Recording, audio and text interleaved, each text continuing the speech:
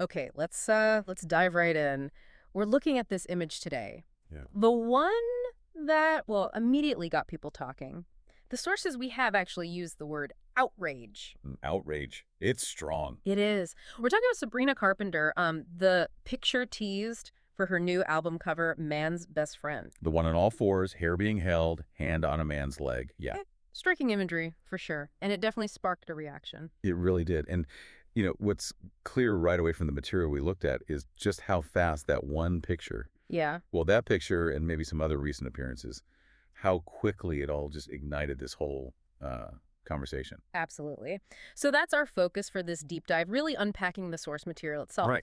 It's all about Sabrina Carpenter's public image lately, Yeah. the album cover, yeah, but also commentary on her performances, the reactions, all as framed by these documents we're exploring. And our job here really is just to pull out the key points, the different perspectives within those sources, Exactly. trying to understand the different angles they present, which Yeah. honestly go from pretty harsh criticism all the way to, well, significant praise. Yeah, it's quite the range, isn't it? The material shows reactions, calling it things like a Pornhub fantasy or regressive. So, But then also, people celebrating her for owning her sexuality. So we'll get into the specific examples the sources point to, the history they bring up, the different viewpoints.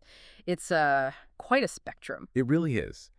And the sources don't just say controversy, do they? They try to explain why. How so? Well, pointing right at that imagery, kneeling, hair held, describing it as having overtones of subjugation. That's the phrase used. And material connects that or frames it within these bigger societal worries, right? Like the easy access to online porn Hmm. and questioning if an image like this might, and I'm quoting the source here, glamorize and glorify a grim image of woman looking like she's being forced to her knees by a man. Yeah, framing it as potentially normalizing something pretty disturbing. And it's not just this one picture, is it? The source material makes that clear. No, definitely not. It brushed up past things like, remember her performance at the Brits earlier this year? Vaguely, yeah. The source calls it an eye-popping, legs akimbo performance in red lingerie. Right? And apparently, according to the material, that got over 900 complaints to Ofcom. Viewers feeling the scantily clad writhing wasn't right for before 9 p.m. Okay, so the source presents this album cover as sort of the latest thing Yeah, progression. in what it describes as a very deliberate move by her to basically send out a message that she has shed her Disney past in favor of a sexually charged image. And this is where it gets complicated, according to the sources, because of her audience. Ah, right, the fan base. Exactly. The material really emphasizes her large army of preteen fans, the ones who helped her rise so fast. Yeah. It notes that her last album, The Tour, it included many children of primary school age among the concertgoers. And that contrast, that juxtaposition, that seems to be a core tension the source material is highlighting. Totally. This very explicit imagery versus a really young fan base. The sources even mention past outfits, don't they? Like lacy pastel underwear, stockings, baby doll nighties, being called Lolita-like. Yes.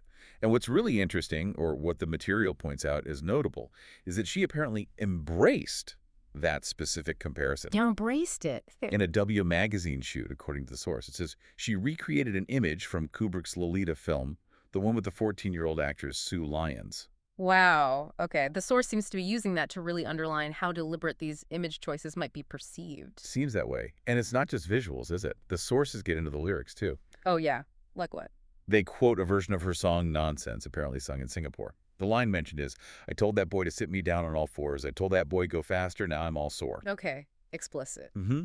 And they connect that to other things she said, like describing herself as vulgar or obnoxiously horny. Right. And didn't the source mention something about her tour as well? Yeah, a fan favorite bit where she would apparently mime a surprise sex act involving some suggestive confetti cannons. Okay. So the source material is really painting a picture with these specific examples, illustrating the kind of imagery and messages it's discussing. Exactly. It's laying out the evidence for its analysis. And the sources do place this in a kind of pop history context, right? It's not happening in a total vacuum. No, they definitely draw those lines. Comparisons to Madonna, simulating pleasure on stage. Yeah. Christina Aguilera's Dirty video, which was huge at the time. Or even Britney Spears on that early Rolling Stone cover. in her bra on the bed. So the material gives you that lineage showing other artists who pushed boundaries. But then, and this is fascinating, the sources pivot to today's context. How so? They bring in things like OnlyFans, mentioning a star like Bonnie Blue, and this statistic, an estimate that almost 4% of young women 18 to 34 are selling content on platforms like that. Wow, 4%. Yeah. And the source uses this to suggest that even if most aren't doing, extreme things, it still exposes a trend toward women feeling compelled to sell themselves on the internet. So according to the material, it's this modern backdrop. Right. Combined with the message potentially going to young fans, that makes it feel particularly concerning now, maybe more so than those historical examples. Is that the angle? That seems to be the concern. The sources are framing, yes. The context matters. But importantly, the material doesn't only present criticism, does it? No, not at all. It's careful to show the other side. It explicitly says there are many fans who praise Sabrina as a woman in control of her own music and performances. Praising her for what, exactly? For her sexual frankness and witty lyrics, apparently. Applauding that control. Okay, and there was that tweet mentioned in the source, right? The viral one. Oh, yeah. A fan calling her a genius for how she embraces her sexuality but still keeps women as her target audience. That's interesting phrasing. Keeps women as her target audience. It is. The fan even asks, how is she performing in lingerie? And I still feel like it's not for men at all. I can't comprehend it, but I love it. So that really sums up the flip side, the alternative interpretation that the sources also include. Absolutely. It highlights this huge divide in how people are seeing it as presented in the material. Yeah. Is it empowering self-expression, maybe aimed at women? Or is it problematic, maybe even harmful, especially when you remember, as the source keeps reminding us, about that young fan base? The material lays out both arguments quite clearly. the sources also contrast her with Taylor Swift, don't they? Calling her an anti-Taylor Swift. Yeah, which is interesting because she opened for Taylor on the Eras Tour, right? Gained lots of young fans there. Mm-hmm. But the sources suggest those fans loved her then for showing emotional, not sexual vulnerability. And they quote Taylor herself in the material. They do. Yeah. Saying she doesn't really gravitate towards being edgy, sexy, or cool, but prefers being imaginative, smart, and hardworking. But the sources are clear. They're friends, right? It's not presented as a feud. No, exactly. The material frames it as just a contrast in artistic style and approach, not personal animosity. Got it. The sources also bring in some personal background, seemingly to add context. Right, trying to paint a fuller picture. They mention her mining her life for songs, dating Barry Keoghan, that music video with him, and referencing a lyric about not wanting a relationship to embarrass her. They mention Shawn Mendes, too, briefly. Yeah, and even a song apparently about her father cheating on her mother. Oh, wow. And the source suggests this led to a fear that boyfriends would cheat, linking it, in their narrative, to a rumor about why she and Keoghan split. These details are all presented by the source to kind of build up a profile. And her upbringing gets detailed, too, in the material. Growing up in Pennsylvania, Quakertown. Homeschool. Posting YouTube videos really young, like 10 years old. Dad built her a studio. She came third in a Miley Cyrus contest. Then the Disney break, Girl Meets World, in 2013. And the source adds that fun fact about her aunt being Nancy Cartwright. Yeah, the voice of Bart Simpson, it's all in there.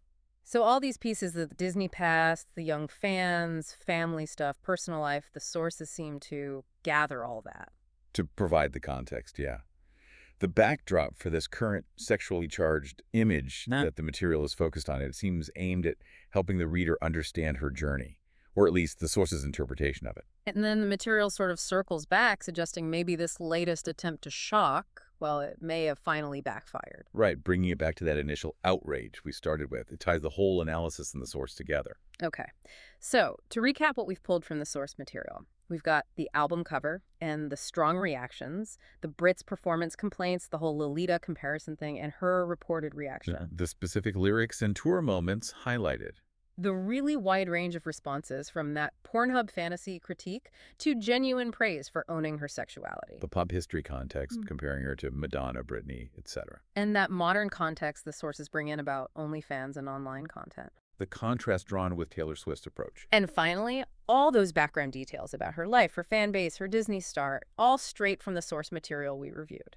And throughout, we've seen how the sources frame these two core perspectives, right? On one hand, this significant concern about the message, especially to young fans, potentially linking it to wider issues like online content and misogyny. Right.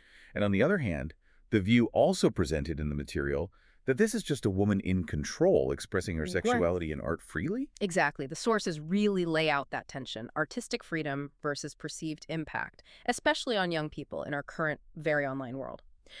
So, thinking about this whole situation as it's described and framed within this specific source material, what does it maybe suggest to you, our listener, about how we navigate these tricky crossroads of pop culture, artistic expression, and what some see as societal responsibility today?